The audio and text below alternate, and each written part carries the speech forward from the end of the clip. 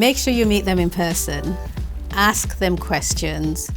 Make sure that you are able to communicate well with them and you understand what they're saying, because you're going to have some different opinions from them, and you want to make sure that your ideas are being taken into consideration and they understand exactly what it is you're telling them to.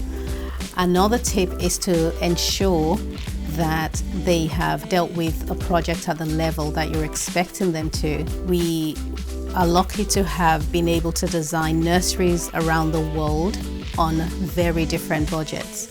But a lower budget should not mean low quality materials or a low quality of service.